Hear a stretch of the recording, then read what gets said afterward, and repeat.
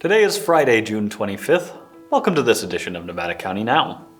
Today's episode, we're talking heat, fire preparations, redistricting, and more.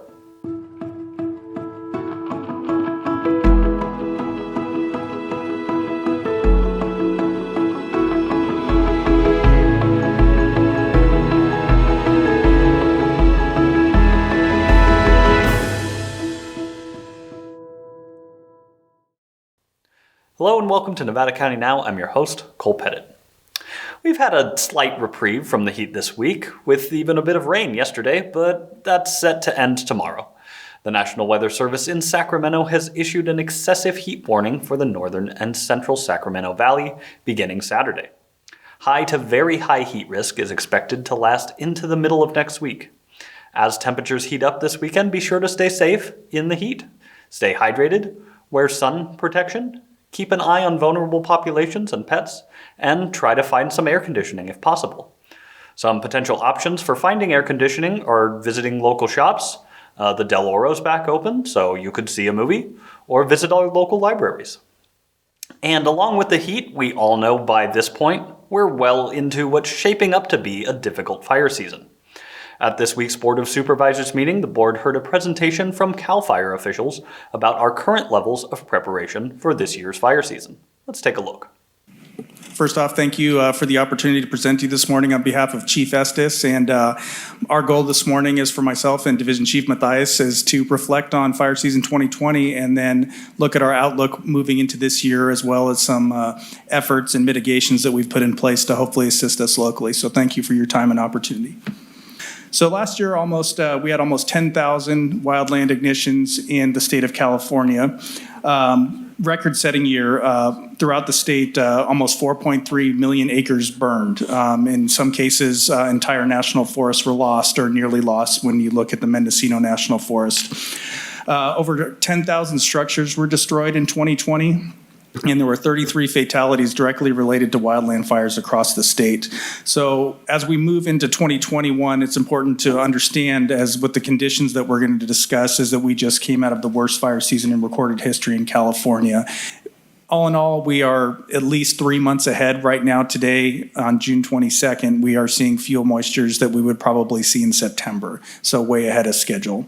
So locally, as we transition into fire season, just some dates. I'm sure everyone is very well aware that we suspended burning on May 24th, declared peak fire season locally also on May 24th. And a little earlier, typically we don't move to our peak or full staffing until later in June. At least that's the plan every year, and we adapt from there.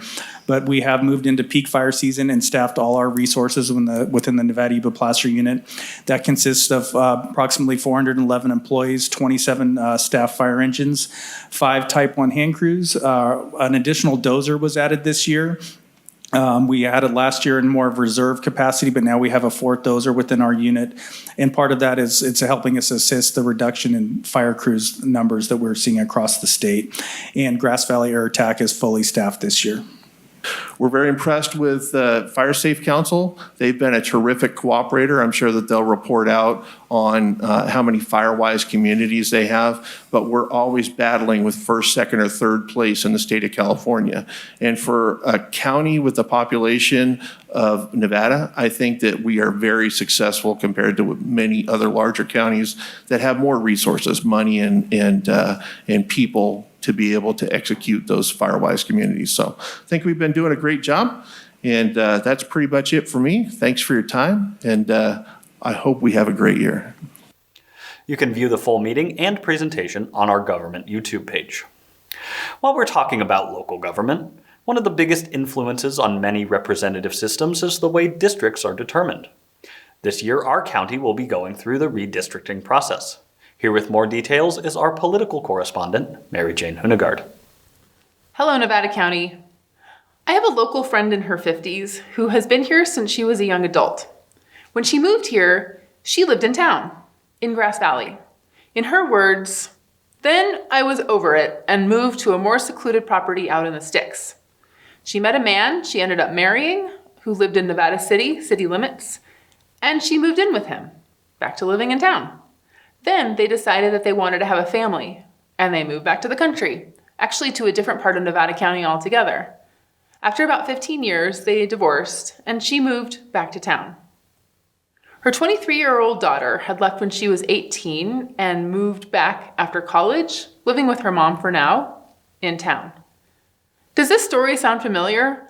I don't know about you, but I know several people who have bounced around, and even in and out of Nevada County. I mean, then we have people moving up here from more populated California counties because they can now work from home due to the pandemic, and people leaving because of high prices. So much movement. And it doesn't always even out as far as population goes. When it comes to any districts, the law attempts to create some ongoing equality between the numbers of people that each district's board representative represents, as well as fair representation for neighborhoods and communities. For our supervisorial districts, if we just left them alone and all of a sudden a mass of people moved to, say, Penn Valley, District 4 Supervisor Sue Hook would have her hands full. To prevent population swings from creating over or underrepresentation in districts, we engage in the process of redrawing the district boundary lines, or redistricting. All local governments that elect by district must, by law, redistrict every 10 years to assure nearly equal populations. The last time we redistricted was 2011. 2011 plus 10 is carry the 2021. And hey, we're in 2021 now. So we must be redistricting. Indeed we are. Interestingly, in 2011, the process wasn't nearly as public as it has been this year. There's a reason for that change. In 2020, Assembly Bill 849 was passed, requiring cities and counties to standardize their district process beginning after each decennial census, and encourage public engagement in the process by holding public hearings and doing other public outreach. The California Constitution requires that the state reimburse local agencies and school districts for certain costs mandated by the state, including the costs incurred by this new process, which is great for Nevada County, of course. So guess what? You too can be involved in the process of redistricting. As I alluded to, the districts are based on the numbers in the Census Bureau population count, which had been expected to be released sometime in July, but it's now looking like the count will be released in late September. Once County Staff Advisory Commission on Redistricting has finished parsing that census data and drawing the new supervisorial district lines on a proposed new draft map, they'll publish the map to a county webpage and make it available for public review and comment. They'll have a public comment period regarding any draft map, and then publish what they hope will be the final draft map. This final map must be available for at least 7 days for public review prior to being adopted. Then the Board of Supervisors will vote whether to adopt it at their December 14th meeting. For details on all things Nevada County redistricting, visit the website that you see at the bottom of the page. I'd like to call out the League of Women Voters of Western Nevada County's excellent presentation on redistricting, which is viewable on YouTube, accessed via that My Nevada County link. Helen Hutchinson, who was past president of the League of Women Voters of California, did the presentation along with Nevada County Council Kit Elliott and California Redistricting Commission member Alicia Fernandez. There are a lot of political, personal, social, economic, and even practical reasons that you would be well served to care about redistricting. Districting impacts elections and representation more than pretty much any other one factor. So check out the bottom of the website at the bottom of the screen, bookmark it, watch it, get involved when there's a public hearing, take a look at the proposed map once it's published, offer comments before it's adopted, do all the things. Pull out all the stops for this one. It's important. The first public hearing is scheduled for July 29th at 6 p.m. Mark your calendar. I'd like to see you there. It has been my privilege to bring you a brief piece on a local political issue. Email me at ncnpolitics@gmail.com to comment on this piece or suggest a topic for a future segment. I'm leaving on an extended summer trip with my family, so I'll be missing you for the next scheduled segment in 2 weeks. Cole, thanks for granting me some time off. And you, I'll see you when I get back. Remember, when it comes to politics, if you're not at the table, you might be on the menu. Thanks for staying informed, Nevada County. We've seen an increase of 33 COVID-19 cases since last week, bringing our total to 4,936 confirmed cases. 55 cases are currently active with 6 hospitalizations, and the death toll remains at 75. Here with an update from the county, including some COVID news, it's Taylor Wolfe, Public Information Officer for the County of Nevada. Happy Friday, everyone. For today's Nevada County update, I'll be going over the latest on COVID and vaccinations, the county's new roadside vegetation tracker for county roadways, a wildfire town hall in North San Juan on Tuesday, opportunities to provide feedback on as-built permitting with Nevada County Contractors Association, and upcoming programming with our Nevada County libraries. COVID transmission rates have stayed relatively low compared to earlier months, with an average of about 4.5 cases daily this past week. This week, nearly 62% of residents have received at least one dose of the COVID-19 vaccine, and just over 50% are fully vaccinated. Our public health officials are concerned about the recent Delta variant, which originated in India and appears to be more transmissible than the original virus. Although some medicines used for the disease appear to be less effective, such as some monoclonal antibodies, the current vaccines available still seem to be effective against this variant. The Delta variant has been identified in California and is being tracked by the California Department of Public Health at this time. With vaccine availability more widespread and local demand dwindling, Public Health does plan to reduce hours at our Whispering Pines Clinic in Grass Valley throughout July. Our public health officials encourage anyone who wants to get vaccinated to come to the Whispering Pines Clinic throughout the month of July. The Whispering Pines Clinic is the only Nevada County clinic where you can choose between the 3 available vaccines. Even as this Whispering Pines Clinic reduces hours, vaccines will continue to be widely available and easy to find through myturn.ca.gov, which will show you COVID-19 appointment opportunities within a 50-mile radius of your address. In addition to providing in-home vaccinations requested through MyTurn, our public health reach team will also work with local businesses to vaccinate their staff. Business owners interested in scheduling a vaccination event for their employees can submit a request at mynevadacounty.com/bizvax, and that's BIZVAX. Our roadside vegetation tracker for county roadways has launched this week with our Department of Public Works. This tool is a new mapping tool that allows residents to quickly look up and track when county roadways are scheduled to have vegetation trimmed back through 2025, and residents can monitor the number of miles treated each year.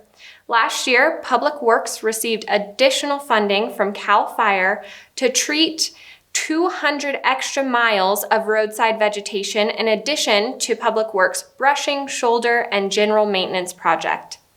The tool highlights the 500 miles of county-maintained roads only, which represents just 25% of the roadways in Nevada County and doesn't include roads managed by other jurisdictions such as the City of Nevada City or City of Grass Valley or private roadways. Although we did see a sprinkle of rain in some areas of Nevada County yesterday, the 2021 fire season is here. On Tuesday at 5:30 p.m., our District 4 Supervisor, Sue Hook, is hosting a town hall covering topics related to public safety, wildfire prevention, preparedness and response, and public roadways at the North Columbia Schoolhouse Cultural Center off Tyler Foote Road in North San Juan. Representatives from CAL FIRE, North San Juan Fire District, Office of Emergency Services, Fire Safe Council of Nevada County Sheriff, California Highway Patrol, Nevada County Public Works, and Caltrans will answer questions and give brief presentations. Unpermitted structures are very common in Nevada County, often leading to headaches to work through the permitting process after the fact or loss in property value when you go to sell. The Nevada County Contractors Association and the Nevada County Association of Realtors are working with the building department and want to hear how to make the permitting process less intimidating, more cost-effective, and seamless. The survey only takes a few minutes, and you could win a $125 Visa gift card. Find the survey on the Nevada County Contractors Association website at nccabuildingpros.com. Last but not least, and of course, it wouldn't be a Nevada County update without talking about the great programming available at our Nevada County Library. The library's summer learning program kicked off last week with programs available for children, teens, and adults through the end of July. Each week, library programs explore a different country. Next week will be week 3 of the library's summer learning program, and we'll explore China with new adventure bags, virtual travel talks, and a cooking class on Facebook with the Community Asian Theater of the Sierras, also known as CATS. Check out the library's events calendar at mynevadacounty.com/library to find all the program available this summer, from summer learning activities to topics like a free genealogy program beginning July 1st. That's it for my Nevada County update this week. Thanks, Cole, for having me on. Thanks, Taylor. 4th of July is just over a week away, and Grass Valley has finalized their plans for revelry. At Tuesday night's City Council meeting, City Manager Tim Keyser gave us the rundown of planned celebrations. Tim Keyser, your City Manager. In conjunction with the Downtown Association and the Greater Grass Valley Chamber of Commerce, there will be a lot of events happening on July 3rd and July 4th. So to quickly go through a couple of those, starting on July 3rd, the Greater Grass Valley Chamber and the GVDA will be holding a first, hopefully maybe annual, pancake breakfast with a band and kids, which will start downtown on the closed section of Mill Street from 9 to 11. And then from 11 to 3, they will have beer, wine, and beverages. And it will be the first time in the T that we allow for walking alcohol. So this should be a neat event for our downtown. On July 4th, we will be holding our somewhat normal parade. We're going to actually make it a little bit longer. So it will actually start at East Main at Dorsey, and it will go down East Main Street through the roundabout into town, and then we will make a turn onto Mill Street, the closed section, and we'll follow our normal route. We will be allowing traffic northbound on Church Street between Chapel and Walsh, and allowing parking on that side of the street, so it will help alleviate some of the problems. On the southbound direction, we will keep that closed and remove the parking to allow the parade to proceed. And we will go down Chapel, then to Brighton Street, and we will go all the way down Brighton Street to the fairgrounds. And at McCourtney will be the end of the parade. So this should be a little faster than normal because it is an all-vehicle parade, so which will be a little bit new. But we were trying to do something not knowing where COVID would be at the time, so we did the best we could. I think it'll be great for this year, and next year we'll get back to all the participants. And I know there's a lot of individuals wanting to have horses, and unfortunately those were not allowed this year. Oh, I forgot the most important thing. Fireworks. What is 4th of July without fireworks? I can't believe I forgot that. So You wouldn't have forgotten. I would have let you know. I appreciate that. So we will be doing the same fireworks show as we did last year so that the whole community can watch it and take advantage of it. So we'll be doing that on the Dorsey Marketplace property again. The property owners were nice enough to allow us to do it. And I'll thank the fire departments and some of our sponsors for assisting us to make this a safe location so that you can park in numerous locations throughout our community and see this amazing fireworks show. Thanks, Tim. I look forward to participating in this year's celebration, and thanks again to all the sponsors who are making this event possible. Here at Nevada County Media this week, we began filming for our next fundraising event. This one is a partnership with Gold Country Kiwanis and takes its theme from the 50s. We'll feature the band Billy Packard and the Sock Hops, and will air on July 22nd at 6 p.m. We had a lot of fun this week in the studio, and we couldn't wait to share a little taste of things to come, so we'll leave you with a few clips. And remember, stay safe, take care of each other. We'll see you next week. 1, 2, 3 o'clock, 4 o'clock, rock. 5, 6, 7 o'clock, 8 o'clock, rock. 9, 10, 11 o'clock, 12 o'clock, rock. We're gonna rock around the clock tonight. Put your glad rags on. Join me, hon. We'll have some fun when the clock strikes 1. We're gonna